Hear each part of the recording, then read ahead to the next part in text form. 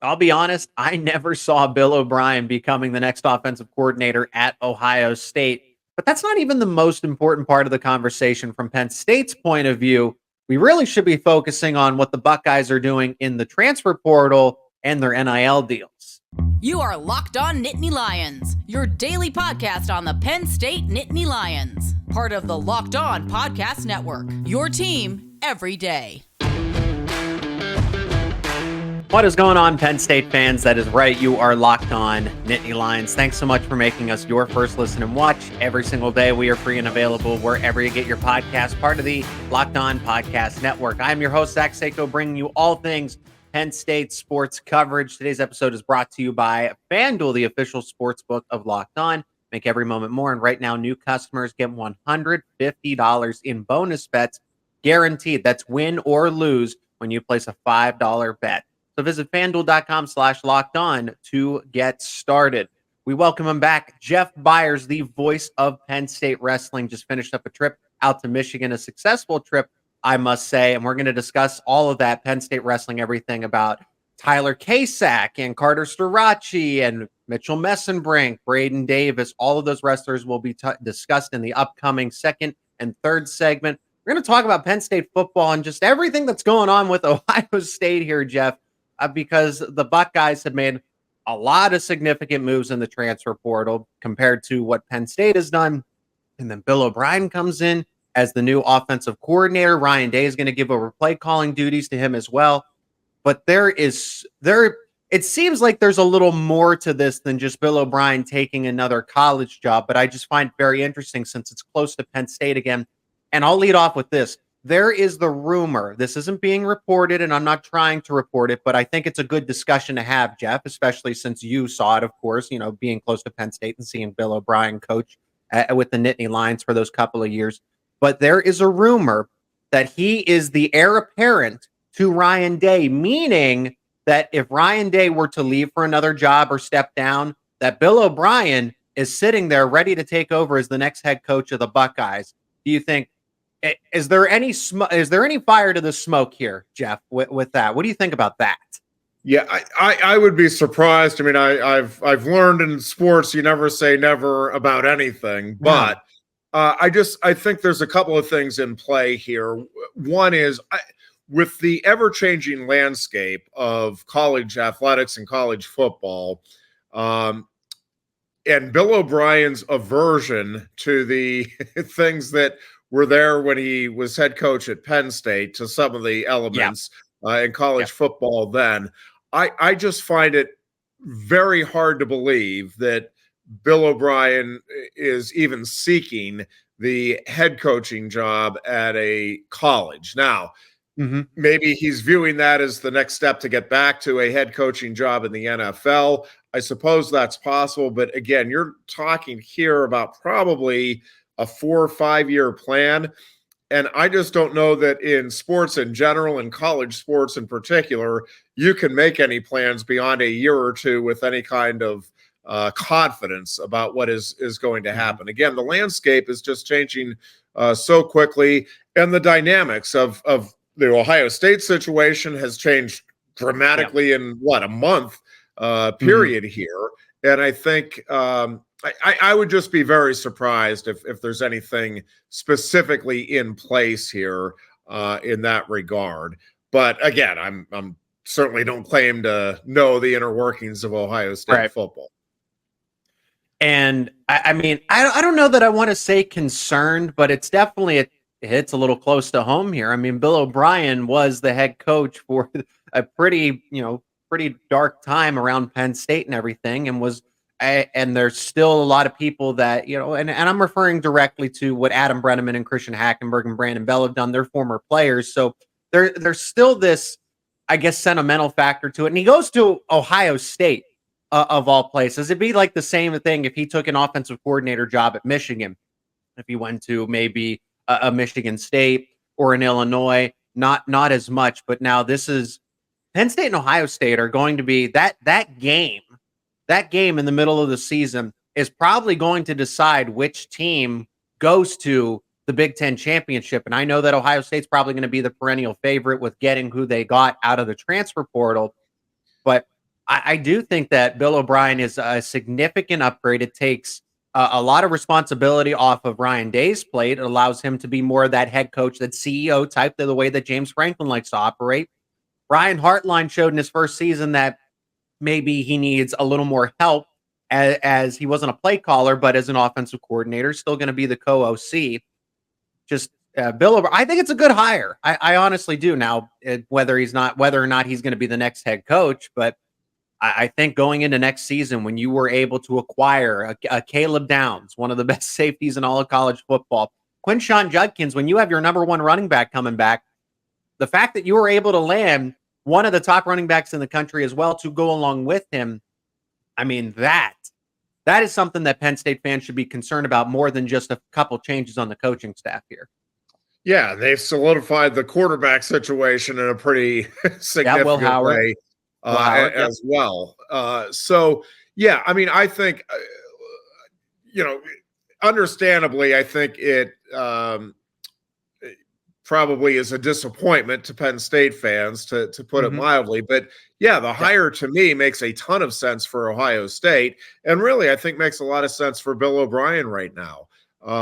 I do think Ohio State, well, I don't think, you can see, they feel a sense of urgency. They are in the we have to win now mode. Now, it is not as easy as just snapping your fingers. And I think, there's a lot being made of the money that is at least reportedly being thrown around here with the NIL deals and all of that. I will just tell you that, there are some risks there as well. If you are getting people in, and I'm not saying they are, but there is a risk if you are getting people who are just coming there because you're paying the most money. Part of the football is the culture and getting a locker room that is buying in. And if you have a bunch of guys that are there because they're getting the most money, and again, I'm not making that accusation. I'm simply saying if that is the case, right, then that is not a recipe for success. Now, again, I don't know the inner workings of Ohio State. I think Ryan Day has done a good job of creating a great culture there over the years.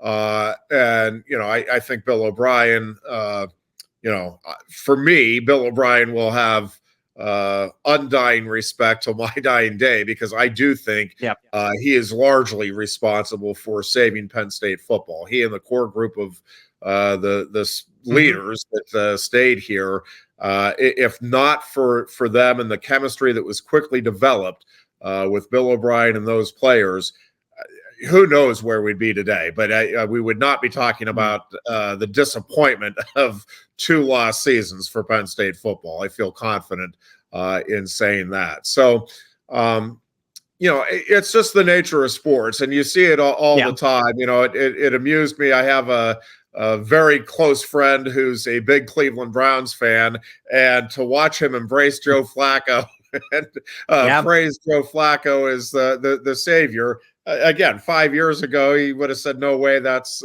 going to happen. It's just the ever-changing relationships in sports. But again, to me, from Ohio State's perspective and from Bill O'Brien's perspective, this makes a ton of sense. I think this is a good match, given the situations both were in. Well, and going back to the idea of Bill O'Brien taking a college football coaching job, I never thought he would go to Alabama. And when the rumors were starting that he was even considering Ohio State, I said, yeah, no way. That's something you make up on a message board. And then in due time, in just a few hours, it happens. It becomes official. ESPN reports it, because I got the sense that Bill O'Brien was just tired. And this was back in 2012, 2013, right? Completely different era. Now, I know he coached at Alabama with NIL and the transfer portal and everything. But I view Bill O'Brien as someone who just wants to coach football, who doesn't want to have to deal with a lot of the extracurricular things with trying to negotiate deal. And he's not doing that. He's not sitting back. There's departments, there's staffs specifically for that. But you have to be a part of that conversation. You don't just kick your feet up and say, all right, we'll dish it out to somebody else to negotiate the deal. You have to be able to convince that player, re-recruit your own current players. And that's why I feel like the patience that Bill O'Brien will have for that, I don't think he becomes the next head coach at Ohio State. I think he uses the OC job to get back into the NFL and become a head coach that way. I thought he was going to take the Patriots job, to be honest. I thought they would fire Bill Belichick, let him go, and then Bill O'Brien would take over. But I guess since he's so close to that system, the Patriots really wanted to go into a different direction. But bottom line, I look at Bill O'Brien's move as a 2 or 3 year plan where he ends up going back to the NFL. I don't think he takes over the Buckeyes. I just don't see it. No, that would be my best guess. I think you're right. I think he wants to get back to the NFL. I do think Ohio State feels like a good situation for him in terms of having that opportunity, creating that opportunity down the road.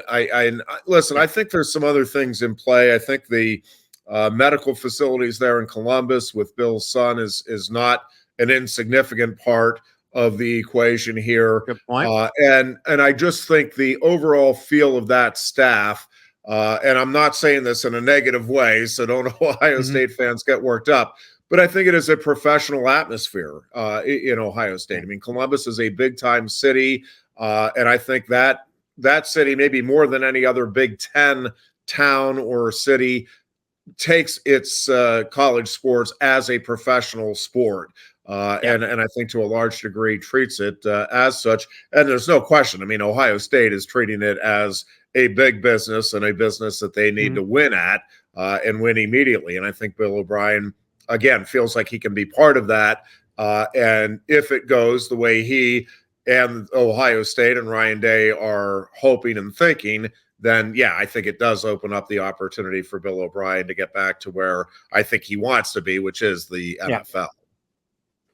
And we know that, and like you mentioned, that Ohio State does treat this. They're going all in as far as the business model goes, but Ohio State does accrue a lot of money. And I've talked about this before. I've shown this, the graphic, the statistics of just the spending between total athletics, the difference between Ohio State and Penn State. It's not a few millions of dollars. It's tens of millions of dollars, $20 million plus, the difference between the spending on overall athletics, not just football.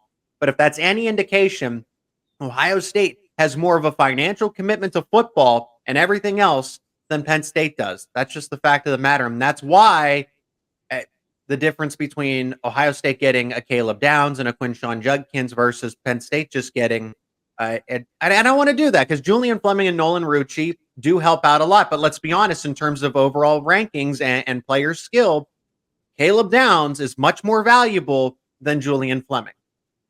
Yeah, no, I don't think there's any question about that. And I think Penn State, to me, to its credit, is being selective and is kind of figuring out who is a best fit, both, yes, athletically, but also just within the locker room. And again, I don't think there's necessarily a right or a wrong way. I mean, I think fans are going to get worked up. And, the bottom line is, in this day and age of college football, you can like it, you cannot like it, you can complain about it, but you either play the game or you get left behind. The fact is Ohio State is playing the game at a very high level. I think Penn State is playing the game very strategically, and I'm okay with that. I think Penn State, the way they are playing it, I think gives them a chance at sustained long-term success. And we'll see. We'll see how it plays out over the next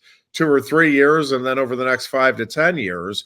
But, there's no question. I mean, Ohio State has more resources. There's probably a handful at most of schools that can match Ohio State, let alone top them nationally. And, and Penn State they're in that next tier right below that. And that's not a bad place to be. But, they're not one of the top 5 or 6. And listen, I get into this conversation all the time where people are complaining about James Franklin and, he gets paid all of this money and Penn State can't be a top 4 team. Well, James Franklin is the 11th highest paid coach in college football. Penn State's been a top 10 program. You are getting what you're paying for. You might not like it. You might think it's ridiculous that other coaches are getting, another $2 or $3 million a year more. That's fine. But the reality is Penn State is paying very handsomely, but Yep. they're the 11th highest paid coach, and their program is finishing a little above that on a pretty consistent basis. You're getting value for your money, whether you like it or not. When you look at the overall picture, you are. Ohio State, they're going all in. They're trying to be a top 3, 4. I mean, they want to win it all, but they're trying to be a top 3, 4 program in terms of the resources that they're spending, and they need results. And again, there's a different level of pressure there. There's no question. And we'll see again how it plays out the next couple of years here for Ohio State, because there's no question they're pushing all of their chips in here on this upcoming season. Now, they lost to Michigan one too many times, and look at the changes that they make. Teams that don't lose to Michigan, Penn State Wrestling. They handled the Wolverines and the Spartans, another Big Ten shutout for Penn State Wrestling. But some different questions about each individual wrestler that we need to have answered as the season moves along and the competition is going to get a lot better. We're going to discuss that in the next 2 segments here on Locked On Nittany Lions.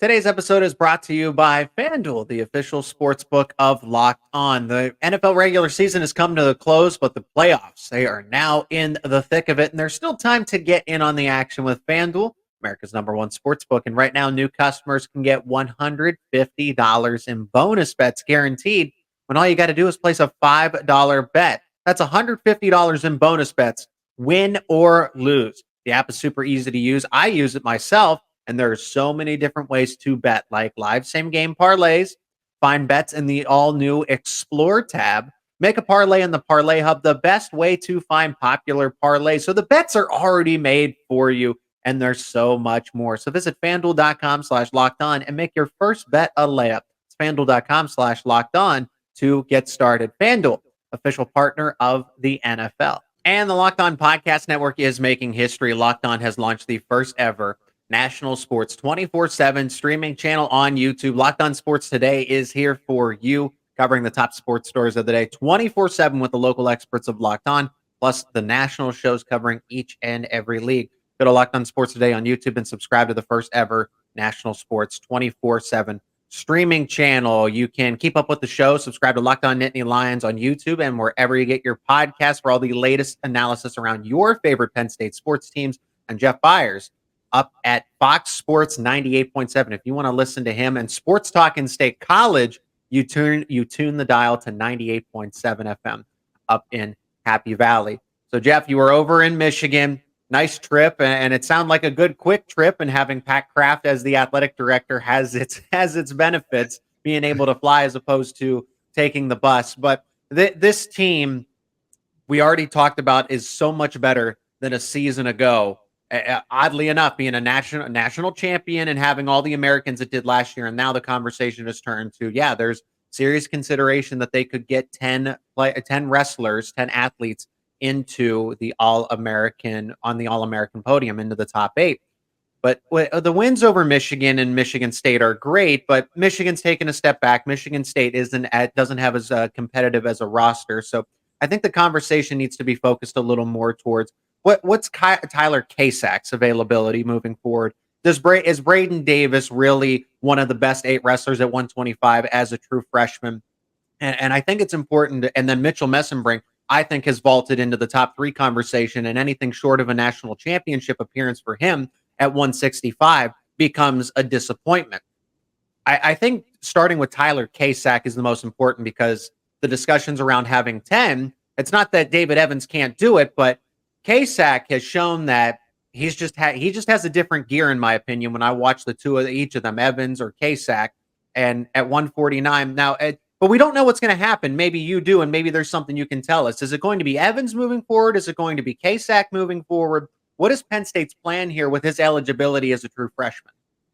Yeah, I think Tyler Kasak is the guy, and I don't know, to be perfectly upfront about it. It's not something that I've had discussions with the coaches about or anything. I think there's a couple of things in play. First of all, I will say Tyler Kasak and David Evans are very, very close competitively. Okay. I mean, and you saw that they wrestled each other at the Black Knight Open, and it was, I mean, Kasak won, but by a whisker.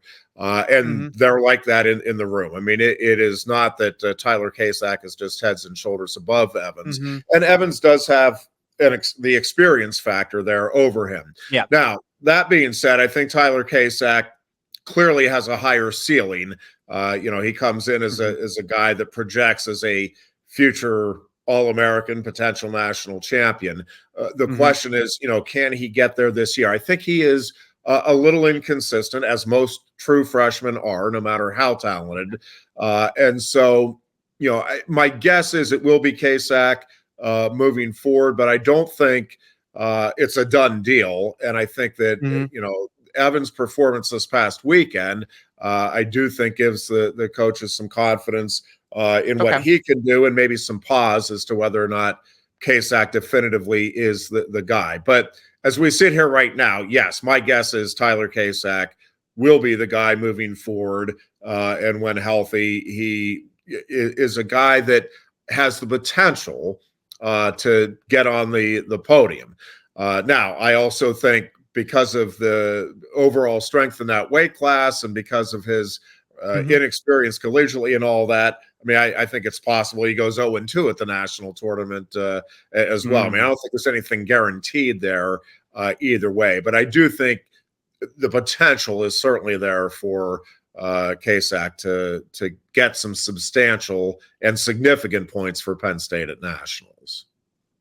And then I think there's the domino effect here. And looking forward, Kasak is very talented, and you want to be able to have him in the lineup. But the only reason this spot was available, I don't want to say the only reason, but a significant contributor here is that Shane Van Ness is not available this season, had an injury, out for the season. Then when he comes back, you don't just put one of them on the bench at 149, especially since they still have more time at Penn State. What do you see as that domino effect? Does Van Ness get moved up, bumped down? Bo Bartlett's almost finished with his time at Penn State. I don't know what exactly Penn State might have envisioned to have Kasak and Van Ness both in the lineup at the same time. Well, listen, down the road, I will just say there are several weight classes where Penn State is going to have elite. I mean, top. There's a log jam prospects. Yeah, and there's going to be like 3 or 4 wrestlers battling for 2 or 3 spots. And I mean, again, it doesn't take a mathematician to figure out that, in all likelihood, somebody will end up transferring. But, that's not the worst position to be in, obviously, for Penn State wrestling. You see how that stuff all plays out. And, as far as Kasak, if Kasak is, in fact, the guy this year, and that is, again, my best guess right now, then you do still have the option to redshirt him next year. And that would be my guess, is that, yes, you actually would take him and put him on the bench, just because, again, you have a healthy Shane Van Ness. I'll never be able to prove it, but I think he was on his way to a national title this year. Yep. Now, coming back from the injury, you got to see how that impacts him and all of that. It takes a while to get back to top form. But, again, my guess, trying to break out the crystal ball, would be that Kasak then would redshirt next year. You'd have Van Ness back in there as your starter at 49. Levi, presumably, if he can hold 57 again, Mesenbrink, and then right up through the lineup. So, again, there's going to be several weight classes here. When you look at the recruits Penn State has coming in these next couple of years, where you're like, I don't know how it's going to play out, but you can't have all of these guys in the lineup. And I think that's going to be one of them next year. I mean, Van Ness, Kasak, Haynes, and Mesenbrink, there's 3 weights there. And I don't think any of those guys can go down to 41 and be effective. And so, somebody's going to be the odd man out. My guess is it would be Kasak, just because he can redshirt. Now, the other possibility there is that Levi Haynes could redshirt. I mean, Levi still has his redshirt available as well. So they can they can play some games here in terms of eligibility and how they think guys are going to grow and work into various spots in the lineup. So, again, it's a nice problem to have, or a nice situation to have. I don't know if it's necessarily a problem, but yeah, there are going to be some tough decisions that will be made here next season and beyond for this program. As a bridge quickly before we discuss more of Mitchell Mesenbrink and Braedan Davis, but Carter Starocci didn't wrestle this weekend. I'm not surprised he was held out of the lineup against Michigan State, but gives a brief 1 to 2 minute interview to Flow Wrestling saying, "Hey, I really wanted to wrestle tonight, but I didn't. And we missed what could have been a finals matchup between Starocci and Shane Griffith of Michigan. But Terrell Barraclaw ended up holding his own and went down to the wire with Griffith. So that's good to see as well at 174. But is Carter Starocci okay? What can you tell us about his situation? He's not hurt or anything, right? No, he honestly, he was just under the weather, and it was one of those things where I think, as he put it, he wants to take care of himself and not do something silly at this stage of the season. But yeah, it was sickness, not injury, and I'll be very surprised if he's not out there and raring to go at Maryland this coming week. All right, so we'll talk about Mesenbrink Davis as promised coming up here on Locked On Nittany Lions to recap and put a lid on what Penn State was able to accomplish this weekend out in the state of Michigan.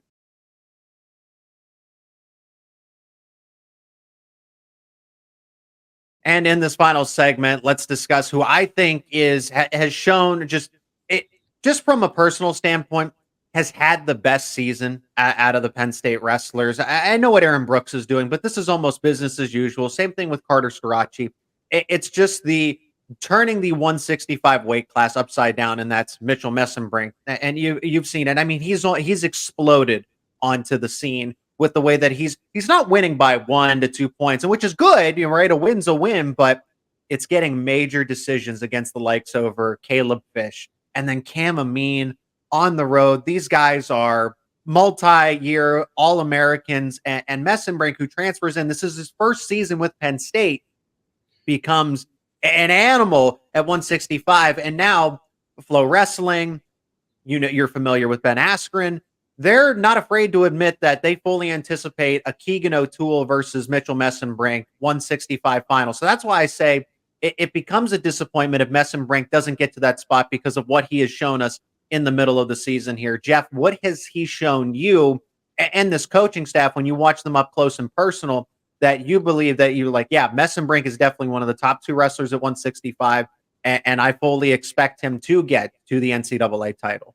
Well, listen, let's start with, I think 165 is the strongest and deepest weight class in the NCAA this season. So for me, if Mitchell Mesenbrink doesn't make the finals, I don't think that's necessarily a disappointment. I think there are 4 or 5 at least legitimate candidates to get to that title match. Obviously, you have O'Toole and Carr, who from the get-go, I think most were anticipating would be the finals matchup. That being said, Mitchell Mesenbrink is the next in this line of just exceptionally good wrestlers. And it's those guys that have the combination of, yes, the physical tools, the remarkable quickness, the strength, all of that. They know how to use their leverage, but also just the passion, the competitive drive that he has. And you go back to, again, the Cale Sanderson era has brought a lot of those guys, but Ed Ruth, David Taylor, Jason Nolf, Bo Nichols, Zane Rutherford. I mean, he is the next in that line. Now, none of those guys won titles as freshmen, right? Like 3 of them got to the finals, and Ed Ruth took 3rd. And Zane took 5th. But so I think Mitchell is in that classification of wrestler. Levi Haynes was a runner-up. So again, I think he's in the mix, and will I be surprised if he wins the national title?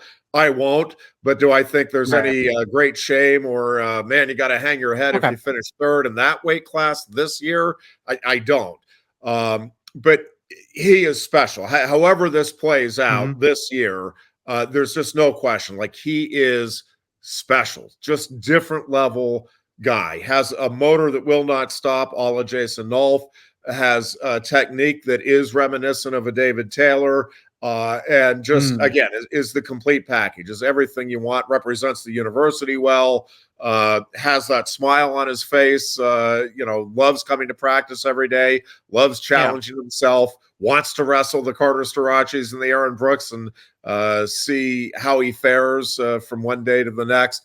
He's everything you want. So, yeah, he is capable of winning the national title, no question. And I think Penn State, if you got truth serum in them, that's what Penn State is expecting. But I think Missouri is rightfully expecting Keegan O'Toole to win the national title. I think Iowa State is rightfully expecting David Carr to win the national title. And again, I think there's 4 or 5 other guys that probably truly believe in their heart that they can win it if they get hot here in March. But again, at the end of the day, Mitchell is a very special talent. The fact that you have somebody that, as a freshman, that we're talking about, you won't be surprised if he can beat a Keegan O'Toole or a David Carr. That tells you all you need to know right now. Those guys are elite. O'Toole and Carr are elite wrestlers. And again, I'm sitting here telling you, won't be surprised one bit if Mesenbrink beats them. And then it seems the curse, speaking of other first-year wrestlers at Penn State, a true freshman in Braedan Davis, who I don't want to say has, like Mesenbrink, hasn't taken the world by storm at 125, but the curse is broken. It seems like everything, with all things considered, with what Penn State has done at 125 the past decade, really, or at least definitely over the past 5 years. But Davis getting a win over a very experienced, D'Agostino of Michigan, then following that up with it, not a dominant win, but a good, solid victory against Michigan State, because sometimes those victories can get to your head and throw you off psychologically. And to see that discipline out of a young wrestler like Davis is really impressive. Now, some people are starting to allude that he might be the number 1 guy at 125. Is that too far in advance? Is there, how good is this class? What do you see Davis ultimately doing at 125 as the season progresses? Yeah, listen, I again, the tournament is a different thing, and you got to be ready to go from the start. And as a true freshman, you just don't know for sure until you get out there and do it. But we have seen enough now from him, and I think we've seen enough from this weight class. With Spencer Lee out of there, and the way this class is playing out this year, this is unlike 65, and I'm not saying that there's not a lot of talent at 125, but again, 65, you have proven guys who have established themselves as elite wrestlers.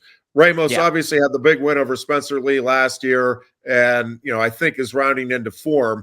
But obviously, he's lost a few times this year, so you don't sit there and say he's invincible. There isn't a wrestler there at 125 that you're looking at, I think, in a matchup with Braedan Davis and saying, you hope Davis can keep it close. He's not going to win that one. I don't think there's anybody there that you say that about. Okay. Now, does that guarantee anything? No. And again, we'll find out. Obviously, he'll face Ayala from Iowa here in a few weeks, and potentially at the Big Ten tournament, he'll get a bunch of tests. I think Davis, again, will be right there. I won't be shocked if he wins the whole thing. I think he is good enough that he is capable of doing that. But I also wouldn't be shocked if he doesn't get on the podium. Again, it's a good weight class. There's obviously a lot of guys with a lot of experience, but I do think I like the way he is progressing. He obviously comes in with a lot of experience at the high school level, and has a very good foundation. But he is a really coachable kid. And I think he is taking what the coaches are telling him to heart. And I think you're seeing that week-to-week progress with him. He works on little things, and then you see them translate into success, in the matches in terms of what they were working on with him in the previous week. The one thing that I think is really special about him as a true freshman is his ability to ride. He rode. He got the riding time point against D'Agostino. That is not insignificant. A true freshman getting a riding time point on the 6th-year senior in his venue, that's a big deal. And that's the stuff. That is where you can make a difference in the national tournament. You get a riding time point. That's how you win a 4-3 bout or a 5-4 bout. And Braedan Davis has pretty consistently been able to do that. And obviously he's very good, and I think continues to add to his repertoire on his feet. So, yeah, I think he's right there. I think he's right in the mix. But again, we'll just have to wait and see how it all settles out in March. But I think Penn State fans should rightfully be excited about what he can do and the possibilities, because I do think that the potential is there for him to be again in the finals, maybe even to win the whole thing. I mean, I don't think there's anybody that you look at now and say, yeah, that's just going to be too tough of a matchup for Davis. Now, again, there's probably 7 or 8 kids at least where you're like, yeah, I could see it going either way. If Braedan makes a mistake here or there, or that kid gets the initial takedown, I could see them winning. Yeah. So it's not that I think, he's the guy, but I think he's a guy that can really be in the mix here at the end of the year. Remember to subscribe to Locked On Nittany Lions on YouTube and wherever you get your podcasts for the latest analysis, discussions around all of your favorite Penn State sports, recruiting, football, men's basketball, men's hockey, and of course, wrestling. And that's why we have Jeff Byers on, because he is the expert, up close and personal, sees it as the voice of Penn State wrestling. Enjoy listening to all those calls of yours, Jeff, on GoPSUSports.com. And if you want to keep up with Jeff more outside of wrestling, he's a contributor. He is one of the main people up at Fox 98.7 hosting shows in State College. So tune that dial to 98.7 FM if you want to catch Jeff anywhere else outside of wrestling. Jeff, thanks for the time as always. Always appreciate the discussion, not just about wrestling, but about football as well. And can't wait to do it again very soon. Thanks, Zach. I appreciate the opportunity.